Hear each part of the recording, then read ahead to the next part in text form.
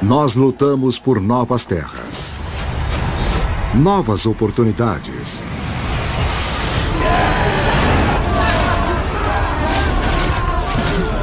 Lutamos pela riqueza e poder. Mas agora a humanidade embarca numa nova jornada, arriscando tudo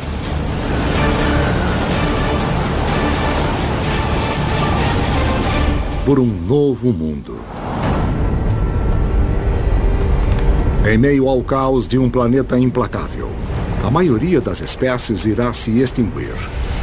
Mas para uma delas todas as peças se encaixarão. E uma série de chaves irá abrir um caminho para a humanidade triunfar. Esta é a nossa história. A história de todos nós. Humanidade, a história de todos nós.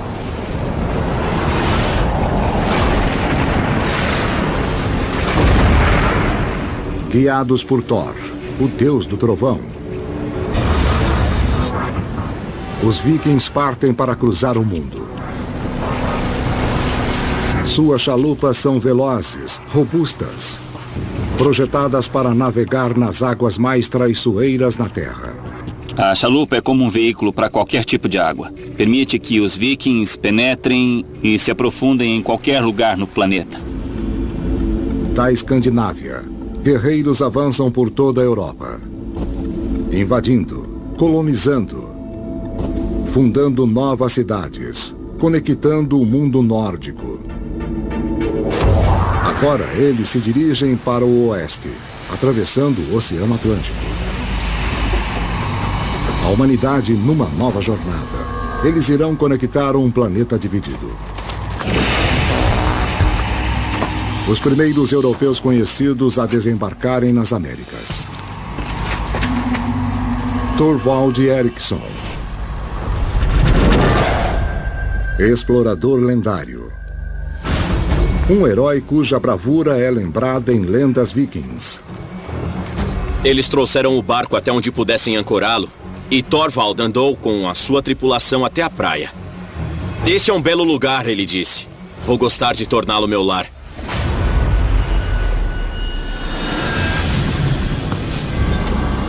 Desde que o ser humano deixou a África pela primeira vez há 70 mil anos, a humanidade busca novos recursos e oportunidades, novas fronteiras para explorar e conquistar.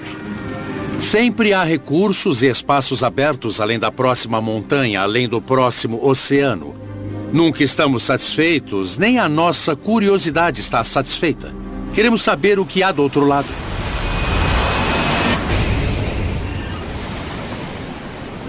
Mas esta terra pertence ao povo Innu.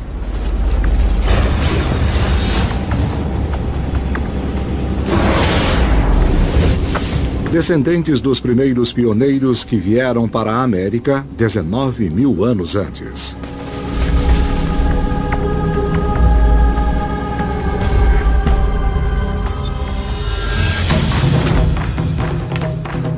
$90 milhões de nativos americanos, um terço da população do planeta, isolados do resto do mundo. Até agora. Eram como alienígenas do espaço sideral pousando na sua praia. Eles eram estranhos, pareciam meio pálidos e cinzentos. O povo Innu são caçadores especialistas. Armados com flechas com ponta de pedra, são velozes, silenciosos, mortais. Os Innus eram um povo que caçava. Eles caçavam caribus, alces, ursos. Se conseguiam derrubar um grande alce com suas flechas, certamente derrubariam um viking.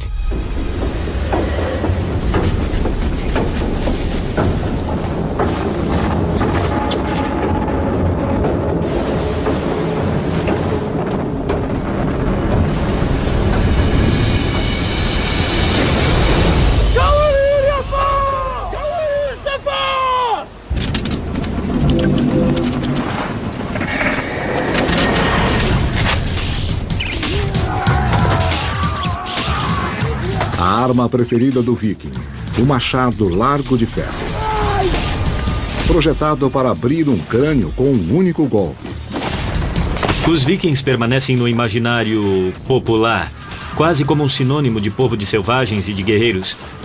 A verdade é que eram um pouco das duas coisas.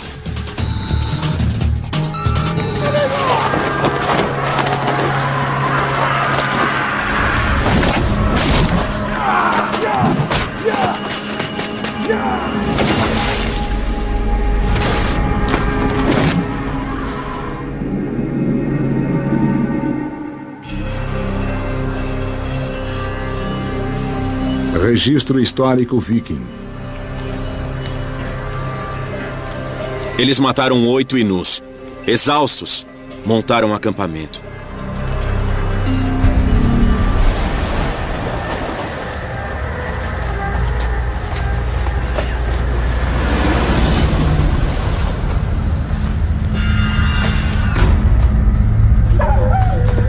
De repente, eles foram surpreendidos por um grito.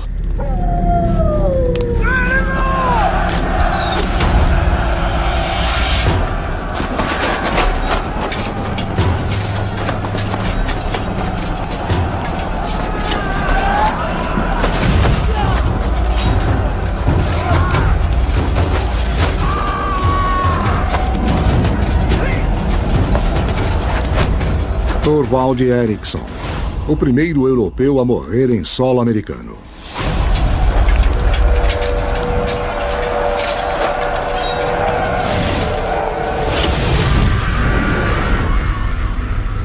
Passarão 500 anos, antes que outro europeu pise no Novo Mundo.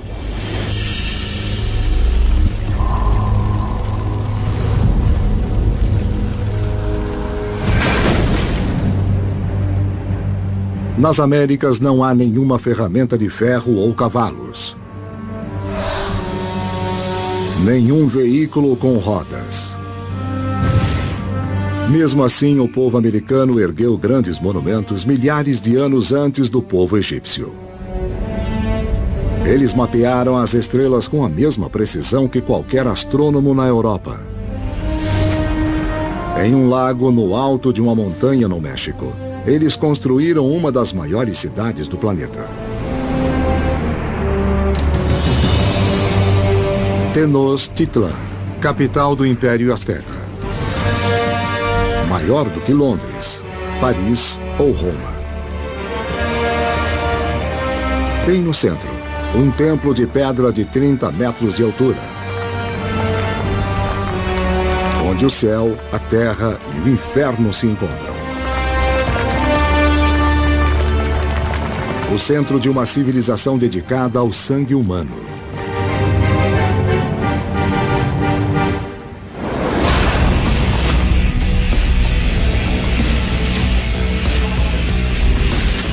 A 160 quilômetros da cidade,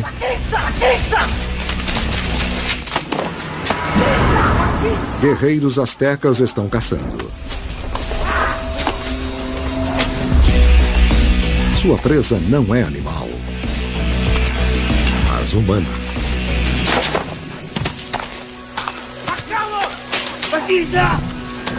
Eles perseguem o líder de uma tribo inimiga.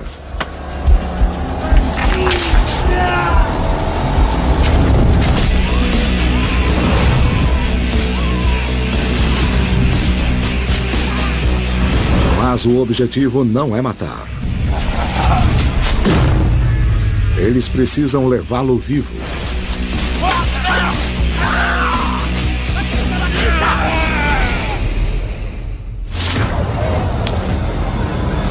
Para manter o universo em equilíbrio, os astecas acreditam que têm de pagar uma dívida de sangue para os deuses.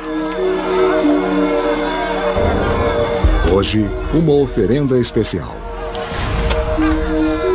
Tlahuicoli, guerreiro hábil, inimigo implacável, o maior prêmio dos astecas, lutando por sua vida.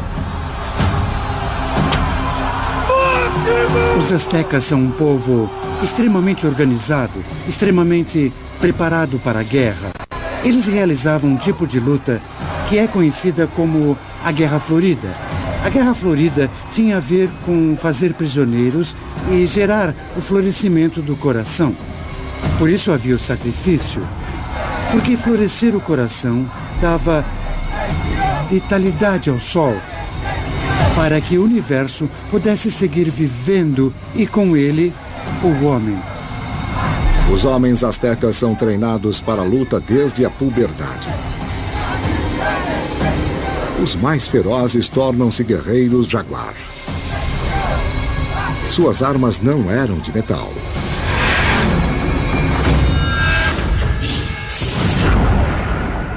Mas de obsidiana, um vidro vulcânico tão afiado que alguns cirurgiões de hoje o usam em vez de aço. É um material de corte mais superior conhecido pelo homem. Perfeitamente capaz de cortar um homem em dois. A arma do Tlauicoli é uma clava decorada com penas. Não é apenas o terror de você se encontrar nesta posição. É também a oportunidade de descobrir do que você é feito. Uma luta até a morte que se tornará lenda asteca.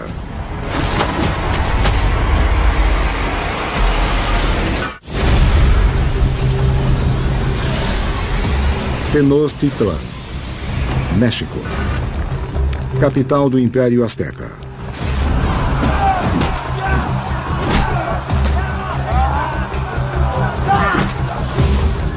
Um guerreiro prisioneiro luta por sua vida.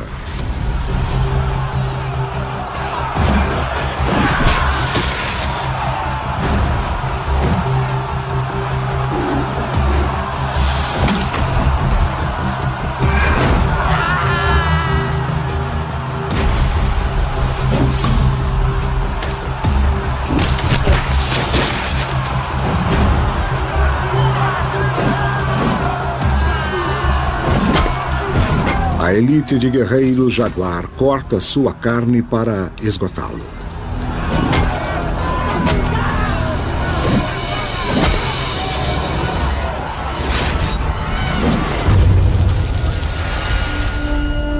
Os astecas criaram uma das mais sofisticadas civilizações no planeta.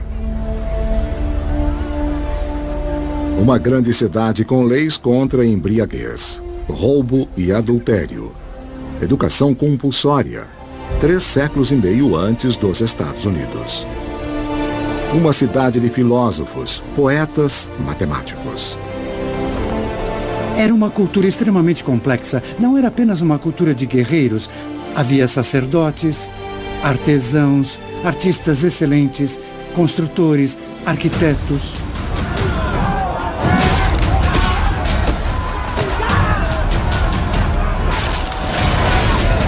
Mas os astecas acreditavam que seus deuses precisavam de sangue humano.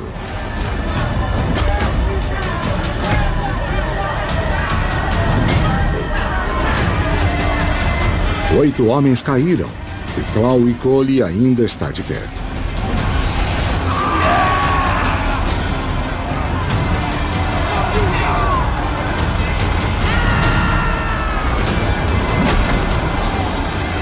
Mas a sua força está acabando.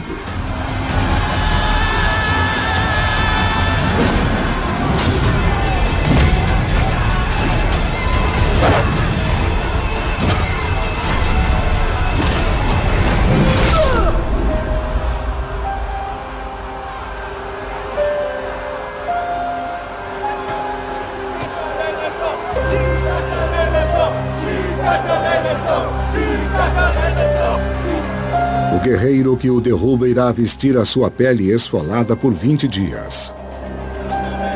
Sua família comerá a carne dele, o que lhe dará o status de deuses.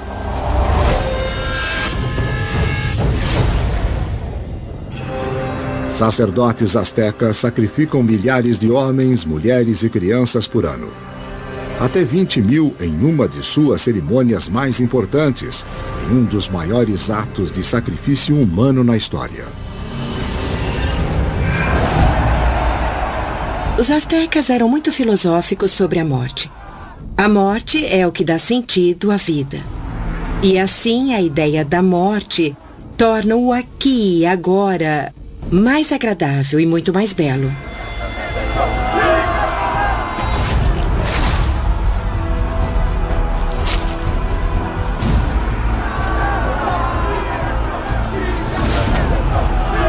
O coração pulsante de Tlahuicoli é oferecido ao deus do sol e da guerra, Huitzilopochtli, guardião do universo.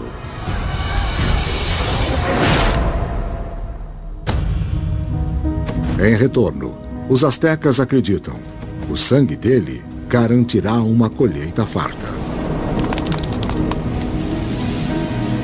Uma colheita que se tornará a chave para o futuro da humanidade.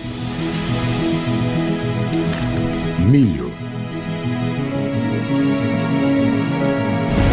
Há 6.000 anos, os primeiros agricultores nas Américas transformaram uma planta daninha em um cereal que produz mais calorias por meio hectare que qualquer outro, com quase o mesmo tanto de gene que o ser humano. É encontrado em 1/4 de todos os produtos de supermercado que compramos atualmente. O milho é o principal produto da vida asteca. Mas enquanto o poder asteca atinge o seu auge, eventos de 11.000 quilômetros de distância estão para mudar o mundo deles para sempre. Constantinopla, a capital oriental do mundo cristão. Fundada pelo primeiro imperador cristão de Roma, Constantino.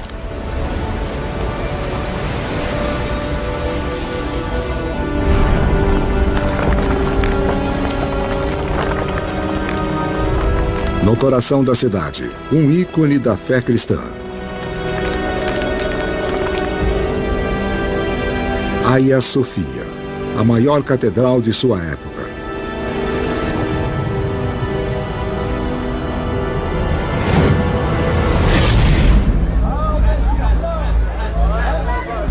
O ano é 1453.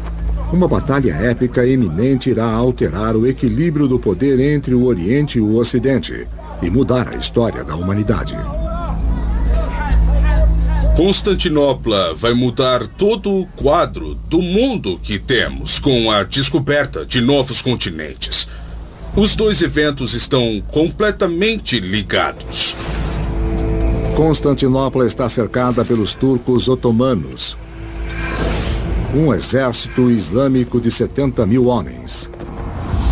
Liderando o ataque, o sultão Maomé II.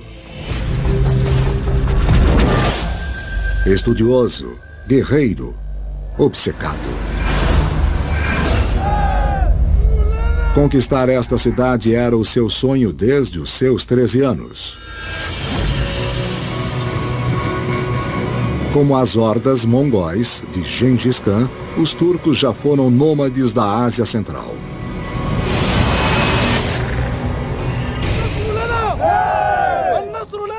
Se Maomé tomar Constantinopla, ele irá controlar as principais rotas de comércio entre o Oriente e o Ocidente, e as cidades com grande comércio de especiarias.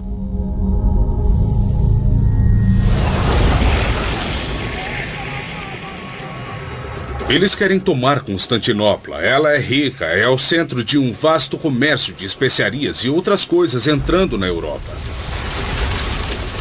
Um grão seco totaliza 2/3 do comércio de especiarias para a Europa.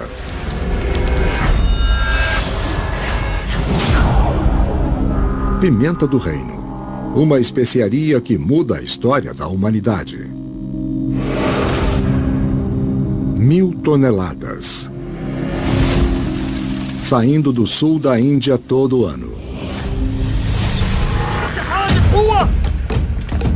O sultão quer que Constantinopla seja a nova joia de um novo império islâmico.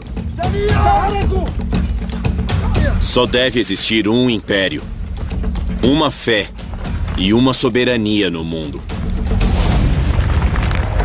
Mas a cidade tem as maiores muralhas defensivas da Europa.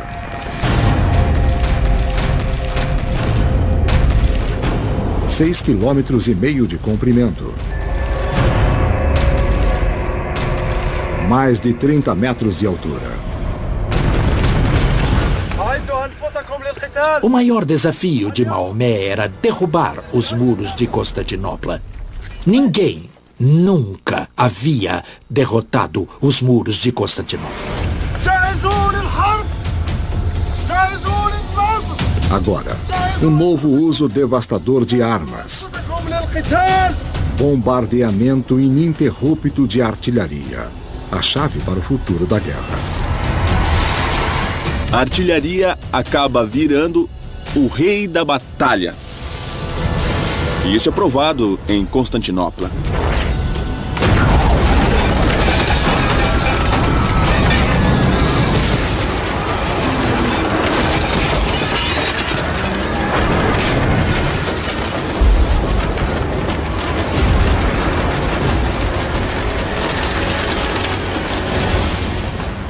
O destino de Constantinopla mudará vidas em cada canto do planeta.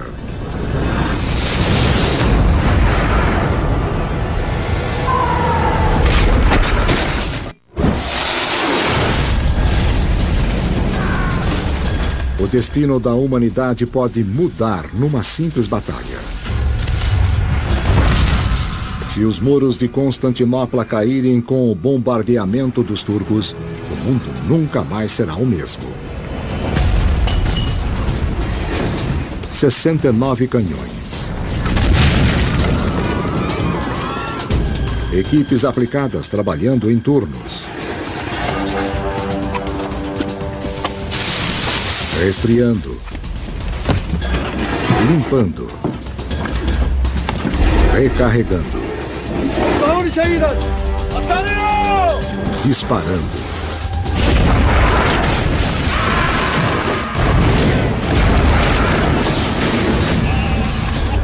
Cada canhão era carregado com 10 bolas de pedra.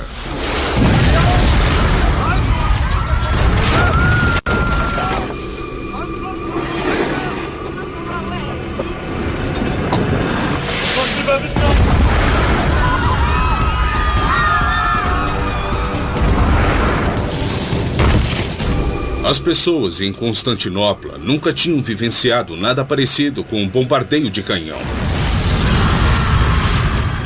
Eu já fui atacado por foguetes, já fui atacado por morteiros. E não é nada divertido.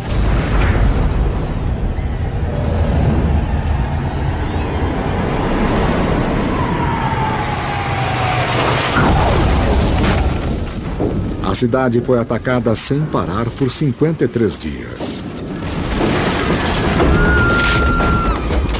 As enormes balas de canhão voavam sobre os muros e arrebentavam as casas da cidade. E quando se chocavam no chão, as pedras se despedaçavam e espalhavam uma chuva de estilhaços afiados que matavam, mutilavam e dilaceravam num raio de centenas de metros. A defesa reconstrói.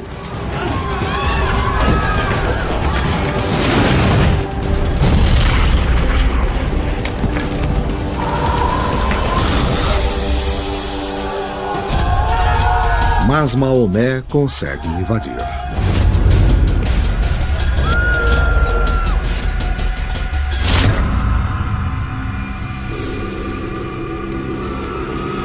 Uma nova era de guerra se inicia. Muros de pedras não nos protegem mais. Constantinopla conseguiu resistir por um século. Até o meu xará Maomé, o Conquistador, trazer suas tribos turcas e conseguir invadir Constantinopla. E naquele único lance engenhoso, desequilibrou o eixo da história humana, tomou uma parte do planeta que tinha preservado o cristianismo e a tornou islâmica. A Constantinopla cristã torna-se a Istambul islâmica.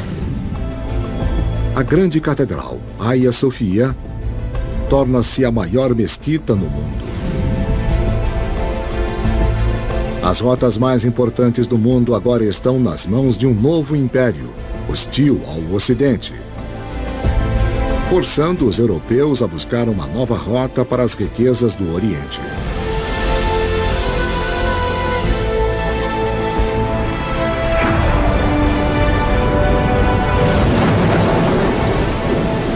Trinta anos depois da queda de Constantinopla, um navio se dirige para uma tempestade próximo à costa sul da África, numa jornada que irá abrir uma nova era de exploração.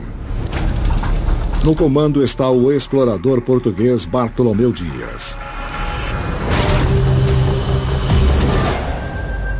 Um nobre rico, marinheiro experiente, pronto para se arriscar.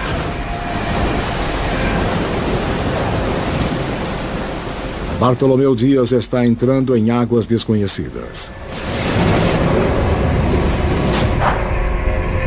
Em busca de uma nova rota para a Índia pela ponta sul da África. Estes barcos eram difíceis de navegar. E mesmo assim as pessoas entravam neles e navegavam pelos oceanos. É realmente extraordinário a quantidade desses navios que nunca voltaram. Bartolomeu Dias estava se guiando pela costa para navegar, mas quando a tempestade piora, o seu guia torna-se o seu inimigo. Você não pode ficar perto da costa porque pode ser jogado contra as rochas. A água está invadindo o deck e as coisas estão se quebrando e o caos impera. E nesse momento você está aterrorizado e está rezando a Deus, esperando que o melhor aconteça.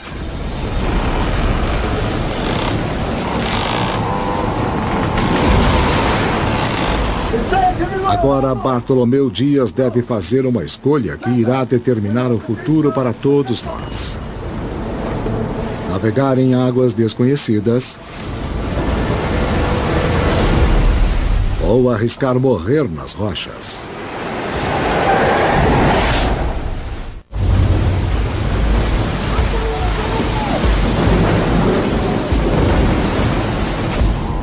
Um pioneiro está numa jornada que irá mudar a forma do mundo. Pego numa tempestade perto da costa da África, em busca de uma nova rota marítima para o Oriente, Bartolomeu Dias tem duas opções. Arriscar a morte nas rochas ou rumar para o Oceano Atlântico e para o desconhecido. Ele abaixa as velas redondas e confia na antiga tecnologia romana que se tornará a chave para uma nova era de exploração. A vela latina ou triangular. A vela funciona como uma asa. Ela cria a ascensão como uma asa de avião. E se você tiver um timoneiro forte, capaz de pilotar o navio para a direção do vento, vai transmitir toda a energia no movimento para frente. No mínimo, você pode ir contra o vento para frente. Talvez você consiga se afastar das rochas e não colidir e nem destruir o seu barco. Bartolomeu Dias vira o barco e se dirige para as águas desconhecidas do Atlântico Sul, arriscando tudo se não conseguir encontrar seu caminho de volta para a costa.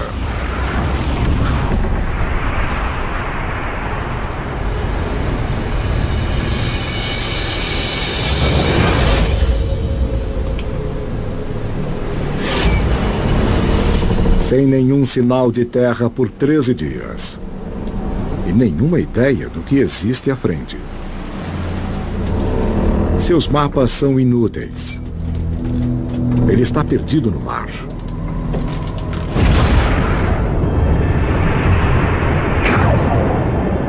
Seu destino agora depende de uma poderosa força da natureza sob as ondas. É uma vasta corrente circular oceânica causada por ventos predominantes operando contra a rotação da Terra. Ela cria uma esteira de água 4.000 vezes mais poderosa do que o rio Mississippi. Se você estiver parado, tranquilo, numa corrente oceânica, A sensação é de um barco pintado num oceano pintado, nada acontecendo. Mas o que acontece é que você vai estar se movendo. Todo o mar vai estar se movendo neste arco. A descoberta das correntes oceânicas irá revolucionar a navegação marítima. Bartolomeu Dias não tem nenhuma ideia das forças que levam o seu barco de um oceano vazio na direção da ponta sul da África.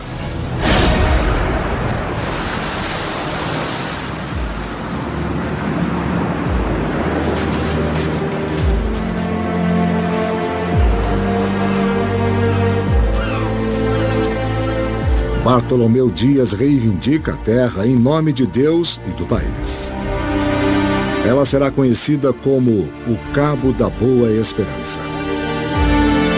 É a chave para uma nova rota marítima para o Oriente, desviando de Constantinopla. Uma passagem direta para a Índia. Dentro de 50 anos, ela se tornará uma das mais movimentadas passagens de comércio no mundo. Serão 44 mil toneladas de mercadorias passando pelo cabo todo ano, construindo novos impérios, novas conexões e um novo futuro.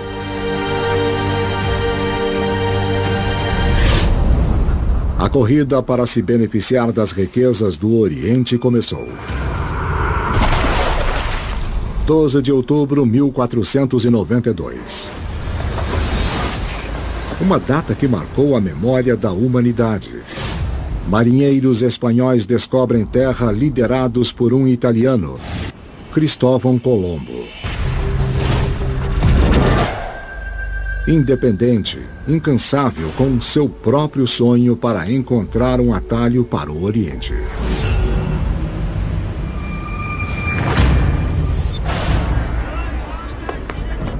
Seu plano era navegar pelo oeste para a China.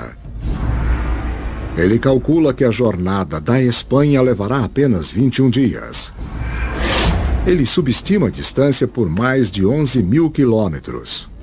Isto chama a atenção porque qualquer pessoa educada na época saberia que Colombo estava errado. O descobrimento de Colombo é algo que carece de toda seriedade nesta altura da situação. Uma pessoa que encontra o mundo e não sabe qual é e morre pensando que chegou na China.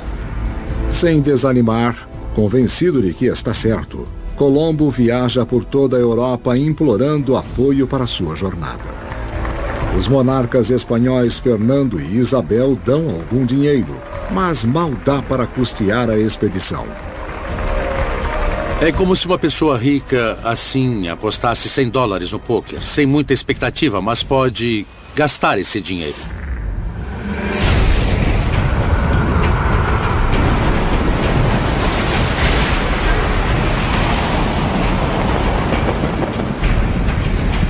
Cinco semanas no mar, próximo da inanição e milhares de quilômetros longe de seu alvo, ele alcança a terra. Ele acredita que é o Japão. Na verdade, são as Bahamas, perto da costa de um vasto novo mundo.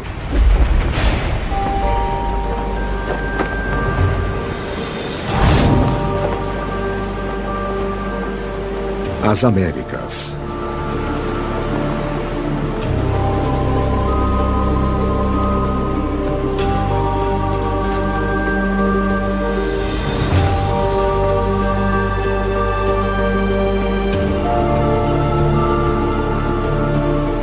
Dois mundos isolados um do outro durante 10 mil anos. Não é só um grande evento na história, é um grande evento na história da vida. Para mim, foi um fenômeno fortuito e formidável. Para os dois continentes. Eu posso dizer que estou aqui graças a esta conquista. As Bahamas são o lar do povo taíno. Colombo vê essas pessoas pelos padrões europeus e as considera bem altas, bem saudáveis, bem bonitas e vivendo num estado de abundância. Colombo registra o primeiro encontro com elas. As pessoas ficavam nos chamando e agradecendo a Deus. Como se tivéssemos vindo do céu. Eu os presenteei com chapéus vermelhos e contas. E eles ficaram muito encantados e maravilhosamente apegados a nós.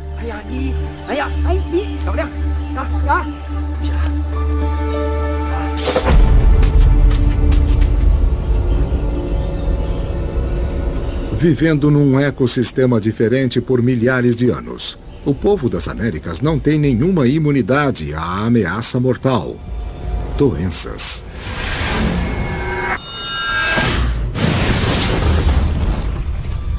Os europeus nadavam nesta mistura de bactérias e vírus, que não existia de forma alguma por lá. É o primeiro contato com um assassino invisível que um dia mudará o destino do Novo Mundo.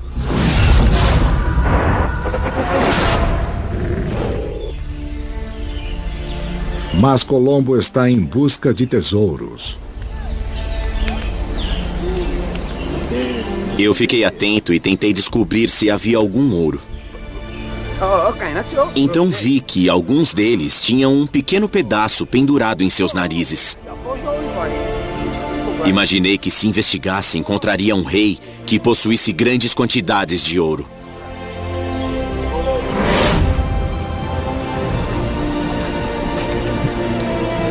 Colombo retorna para a Espanha como herói. Sua jornada abrirá com portas como enxurrada.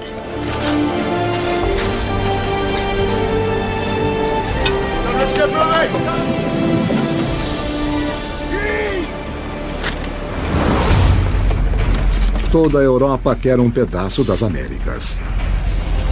Os espanhóis trouxeram o crucifixo, o piolho, a caspa, trouxeram a civilização. Trouxeram o conhecimento do que havia do outro lado de nossos oceanos. O velho mundo e o novo mundo estão numa rota de colisão.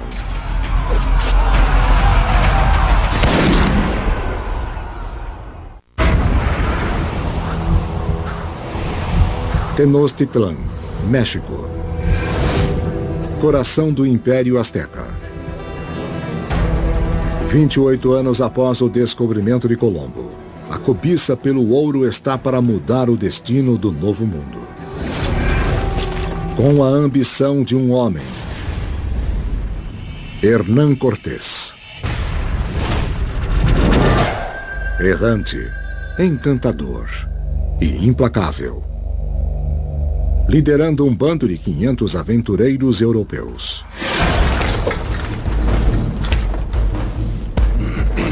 Cortés era muito manipulador e muito inteligente. Ele sabia como motivar as pessoas. O objetivo era ouro e isso, claro, era a principal motivação.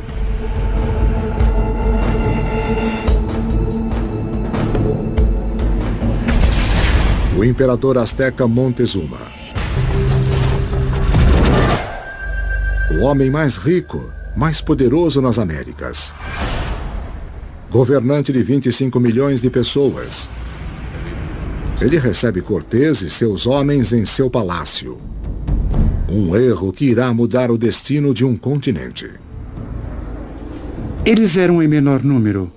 Como poderiam ser uma ameaça quando você tem um exército de dezenas de milhares de vezes maior que algumas poucas centenas de almas? Temos Tenochtitlan, que era a capital dos astecas. Quando Cortés chega, fica totalmente impressionado com o que vê. Era a maior cidade do mundo naquele momento. Calcula-se que havia cerca de 350 mil habitantes. O plano de Cortés: sequestrar o imperador.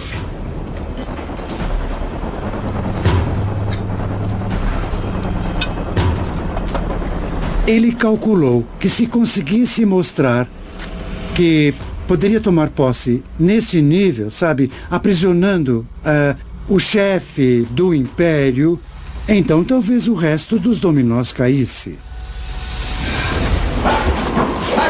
O tesouro de Montezuma estava cheio de ouro. A cobiça dos espanhóis para saquear espanta os astecas. Uma testemunha relata: eles agarraram o ouro como macacos. estavam inchados com tanta cobiça. Eles estavam famintos por aquele ouro, como porcos selvagens. O povo chama o seu imperador prisioneiro de prostituta de Cortés e se revolta.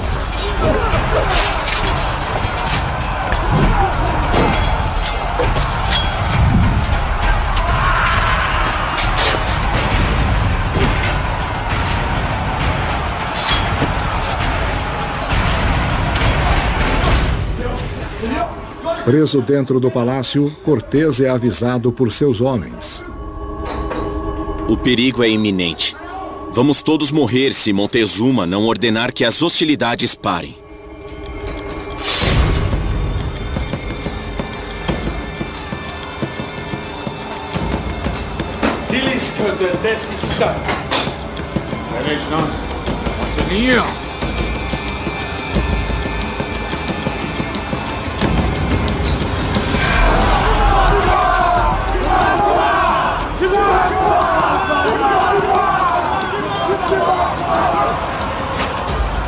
Habla con tu jefe, Shimon Portier.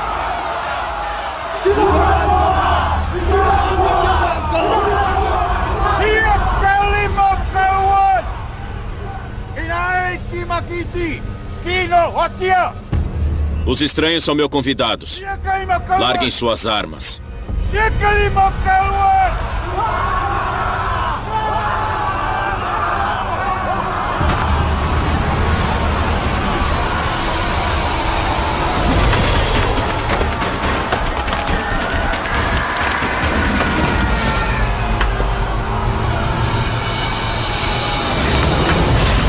O mais poderoso governante nas Américas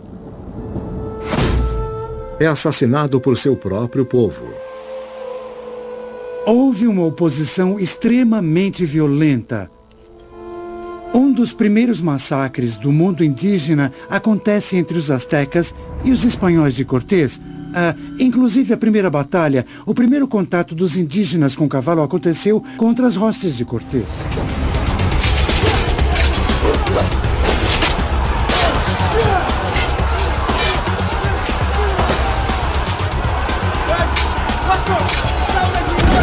Lutando por suas vidas, Cortés e seus homens mal conseguem escapar com uma fortuna em ouro e prata asteca,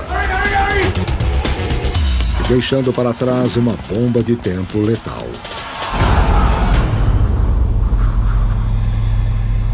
Os conquistadores entraram em guerra com os astecas. Mas suas maiores armas não eram as que tinham nas mãos. Eram os vírus em seus corpos. A varíola, desconhecida deles, foi o que levaram. 6 meses depois, metade da cidade está morta por causa da varíola. Ninguém pode negar as coisas que aconteceram com os conquistadores na América. E tampouco ninguém pode negar as coisas que aconteceram com a distribuição distinta da riqueza e com a distribuição distinta dos micróbios patogênicos.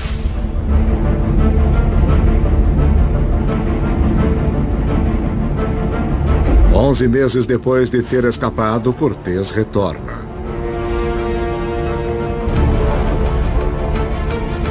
Sua vitória se completa.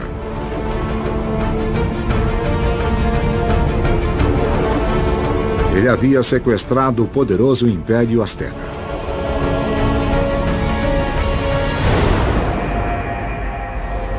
Um império de 25 milhões de pessoas derrubado por apenas 500 homens.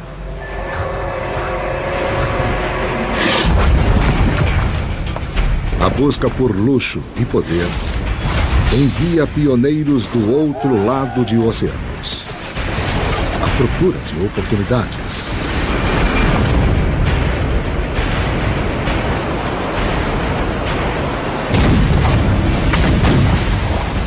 Agora, um novo mundo traz novos começos. As riquezas de um continente irá inundar do outro lado do planeta, mudando as vidas de cada canto do globo.